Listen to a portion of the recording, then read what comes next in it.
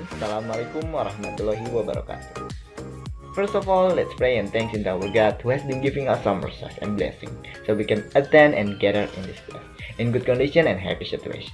Secondly, may salawat and salam always be given for our Prophet Muhammad sallallahu alaihi wasallam, who guide us from the darkness to be brightness, from the stupidity to be cleverness, from the Jahiliyah era to be Islamic era, the namely Islamic religion that we love.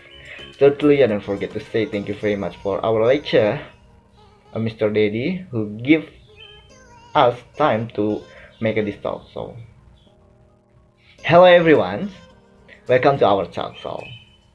So today we will talk about the morphology and language change. But before that, let me introduce myself first. My name is Raden Rananda Reftian. So today I'm a moderator in this speaking. Actually, I wanted to say thank you very much for all of the people who attended this talk. But today I'm not alone. I'm with the speaker. There are Rini, Raudhatul, Jannah, and Silva Vadya. But actually, I wanna say hello to our speaker, Silva Vadya. Hello, Silva. How is it going? Hello everyone, it's great, but I'm a little bit nervous, but that's okay. So how about you, Tian? Okay, great. Don't be nervous. Just relax. Okay. So great. Okay, and then I want to say hello to Rini, Raudhatul, Jannah. Rini, how is it going? Hello everyone, it's great. Okay, great. And then let me tell this model. We have two sections in this meeting or in this talk. So the first section is about explain about morphology and language change, and the second section is about question and answer. So prepare yourself if you have a question. Write first, and then you can give your question in the last section. Okay. As we know that morphology and language change, there are 5 subtitles. The first subtitle is the historical perspective. The second is the nature of language change. The third is historical source of morphology. The fourth is the change in the morphological rules. And the fifth is change in the word structure. And then all of the subtitle will us explain about it. But the point 1, point 2, and point 3, the historical perspective, the nature of language change, and the historical source of morphology will explain with Silva Vadya. So, Silva Vadya, the time is yours. Okay, thanks Tian. So I will tell you about the historical perspective, the nature of language change, and the historical source of morphology. So the first is the historical perspective. Language change is a relevant empirical domain for linguists who want to develop an adequate account of language systems and their use. Patterns of language change tell us how language users interpret the language data on the basis of which they develop their linguistic competence. Thus, they provide evidence about what goes on in the minds of language users, in addition to what psycholinguistic data can tell us. The nature of language change. The statement that language change is in fact metaphorical in nature. It presupposes that we conceive of a language as an organism that grows, changes, and sometimes dies. This way of speaking suggests that language have a mode of existence outside their users. This is true to a certain extent, as we will see below, but a language primarily exists in the minds of its speakers. That is why we say that a language has died when its last speaker has died. That has happened often in recent years. So it is speakers that change their language while using it in language perception and production. The main reason for changing the lexical norm of a language is that language users need expressions for new concepts or new things. One way of meeting this need is extending the meaning of existing words. For instance, the word mouse acquired a new meaning as a navigation device for computers. Alternatively, we may coin new denoting expressions, either phrases or words. The change of the lexical norm consists of two steps. The first step is that an individual language user coins a new lexical unit, a word or a phrase, borrows one from another language, or gives an exciting word a new interpretation. The following step is that this innovation is accepted by other language users and is also used by them. The types of change discussed so far are examples of internal change, caused by the internal dynamics of language usage and by its transfer to the next generation of language users. Language change may also be affected by external causes, in particular language contact. This is called external change. Language contact may lead to borrowing of words from other languages. Language change is obviously not restricted to the morphological system of languages. The quotation above from culture, when compared to its modern English clauses, also shows phonological, syntactic, and semantic changes. Phonological change is exemplified by the loss of the final vowel of root that has become root in modern English. The word order noun-adjective source suit corresponds with the modern English word order adjective noun sweet showers. An example of semantic change is that the present-day meaning of liqueur is no longer liquid, but denotes alcoholic liquids only. For obvious reasons, this chapter will focus on morphological change. Historical source of morphology. Morphological systems not only erode, they may also arise. In this type of noun phrase, the prenominal noun with genitive case functions as a modifier of the head noun. Such noun phrases were reinterpreted as compound nouns. This emergence of Germanic compound structure is still reflected by the fact that sometimes an old case ending appears at the end of the first constituent. These case endings might be reanalyzed as allomorphic extensions of the first constituent or as linking elements. This also applies to case endings such as the genitive case endings s and en of Middle Dutch. This change thus led to the emergence of a system of compounding with internal linking elements. Univerbation, the reinterpretation of phrases as words, does not necessarily lead to language change. There is an important lesson that we can draw from these historical facts. When a word is multimorphemic, this does not necessarily imply that it has been created by a morphological process. An example of the change from lexical to grammatical item is the development of verbs into auxiliaries. In English, the verb to have not only functions as a main verb with the meaning to possess, but also as an auxiliary in perfect tense forms. The verb can has lost its status as lexical verb completely and functions as a modal auxiliary only. In these examples, grammaticalization does not create morphology. This does happen if a lexical or grammatical morpheme becomes an affix.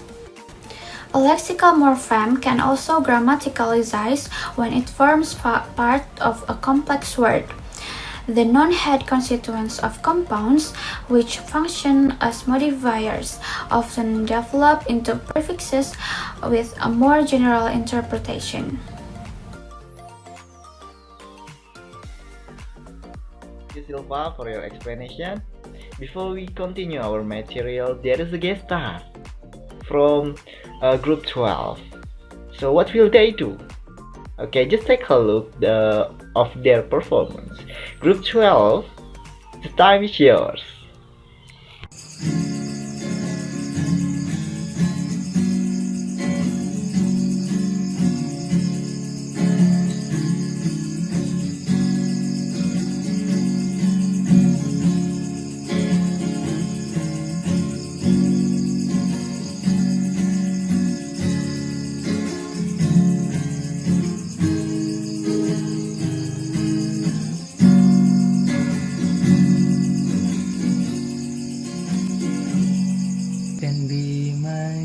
mistake,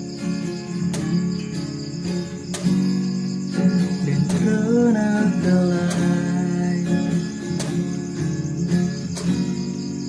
She bought me those jeans, the ones you like. I don't wanna hug, I just wanna sleep. Smell of your hair remind me of it.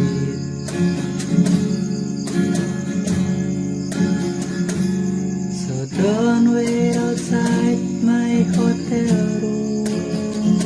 Just let me like you a sign.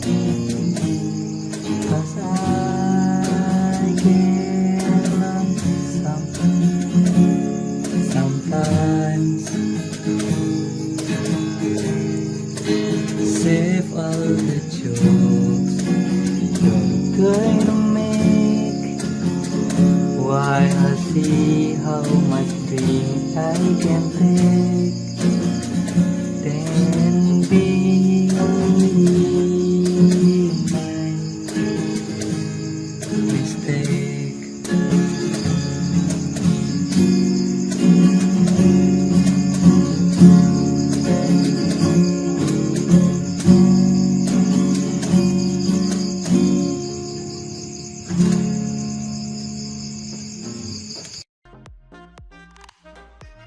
Plus for group 12.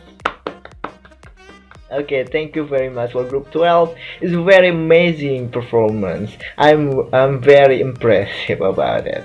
So thank you very much, group 12. So now we will continue our discussion about change in the morphological rules and the change in the word structure.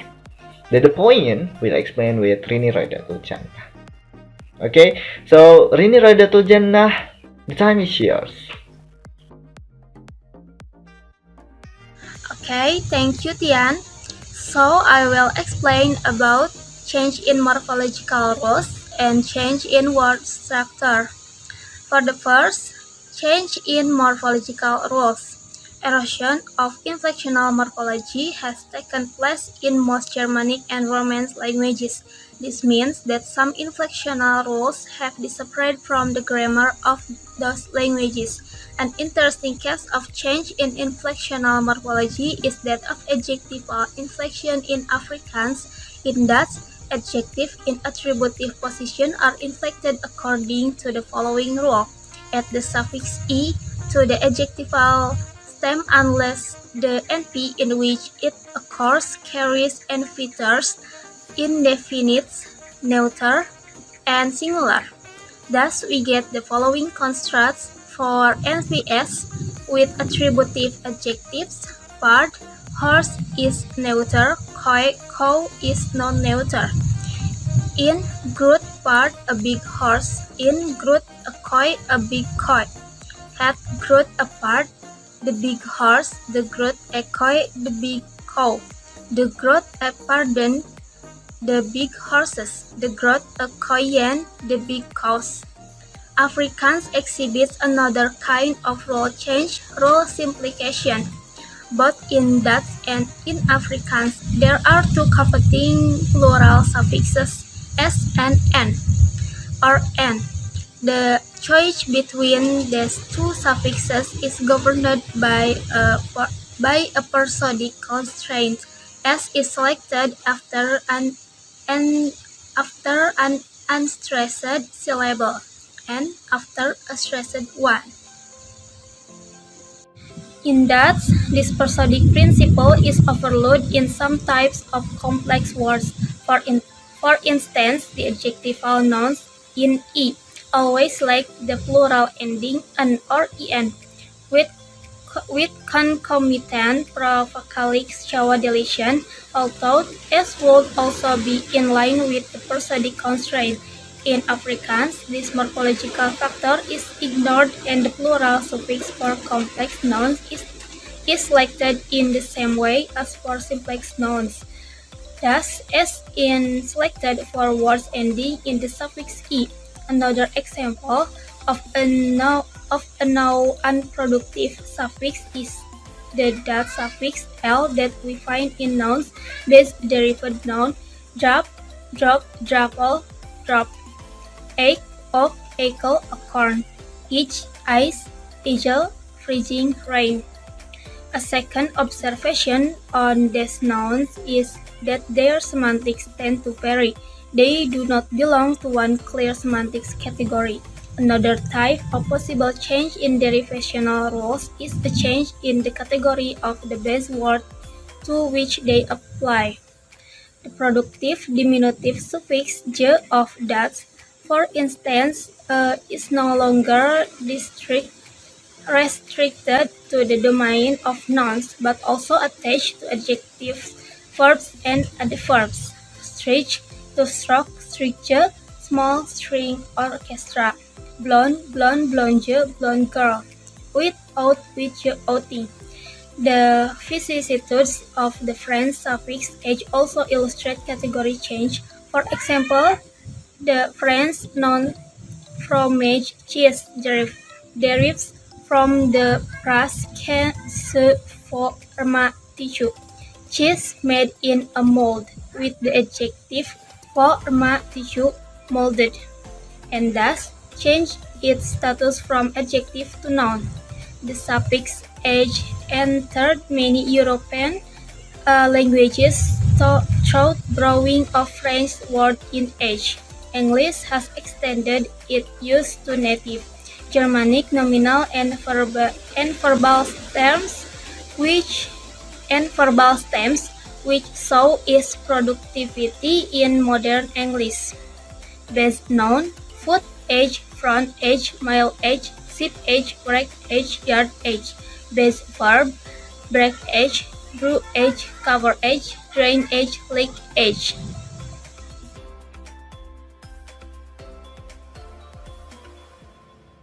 Next, I will explain about change in word structure. Complex words, once they are coined, may be subject to reanalysis and reduction. In reanalysis, words receive a different structural interpretation. A classical example is the reinterpretation of the word hamburger. This word, derived from the base noun Hamburg and denoting a specific kind of food originating from that city, received the following structural reanalysis: hamburger. Reanalysis can only be observed when the reanalyzed structure serves as a model for a new word. In this case, many new words in burger have been coined, such as beef burger, cheeseburger, fish burger, and the like. A similar pattern is the coinage of Turkeyvater on the model of Frankfurter. Reanalysis may also have the effect of a sequence of affixes becoming an affix. An example from that is the suffix "erige", originally a combination of the suffixes "er" and "ige", base noun in "er", noun in "ige", back to back, baker, baker, bakerage, bakery, bakerage. This phenomenon of two affixes becoming one is referred to as affix telescoping. It also occurred in France, where bijouterie, jewelry, could be reinterpreted as bijouterie, bijou, jewel, bijout, ear, jeweler, bijout, jewelry. The addition of this suffix to loan words has the effect that all nouns denoting persons are denoted in a uniform way. That is why this morphological change is qualified as systemization. For the same reason, some complex words of that ending in "shawa" were adapted, with replacement of "e" by "er", and personal names were extended with "er", as in herd-e, shepherd, herder, scat, shooter, rifleman, scooter, shank, cupbearer, shanker.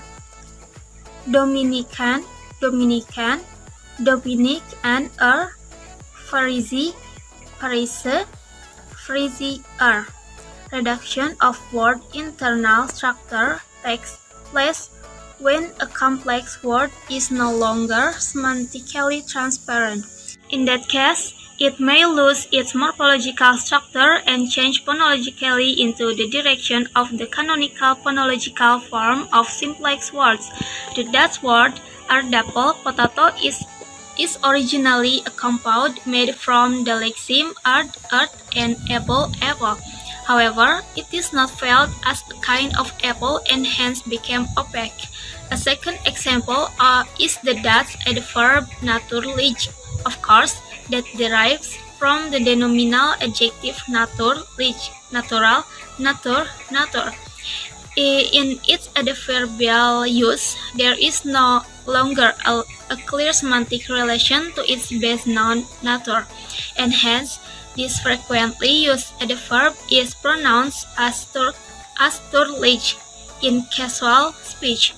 The only marked aspect of this phonetic form is that the first syllable contains a long vowel followed by a consonant, whereas Dutch word internal syllables prefer to be bimoraic, that is, they end either in a long vowel or in a short vowel, one consonant. Thank you, Rini. Unfortunately, this is the last of the section 1. And then we will continue to section 2. And there is a question and answer. If you have a question that you have prepared before, just click raise hand and give your question. And then if you have an opinion, just give your opinion and share to us. So thank you very much. I'm sorry if I have a mistake. I apologize to you. So thank you and see you in the section 2.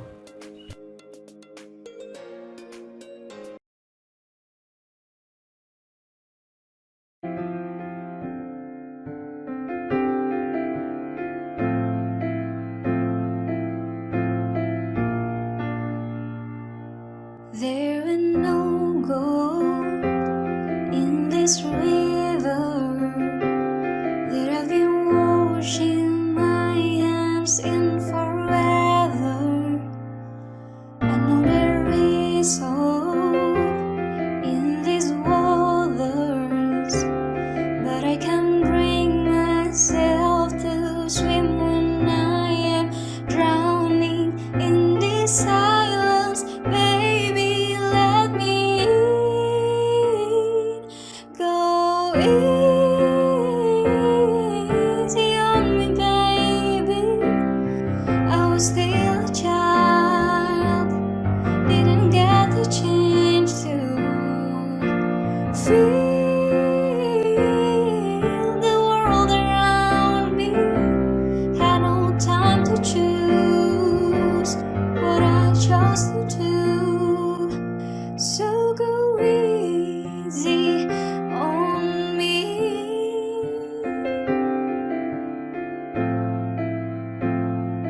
Oh,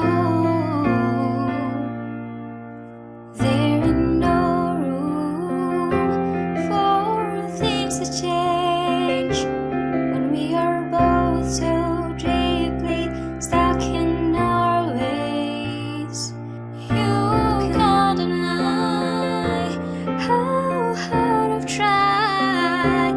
I changed you, I was to put you both first, but now I give up. Go easy on me, baby. I was still a child, didn't get the chance to feel the world around me. Had no time to choose what I chose to do. So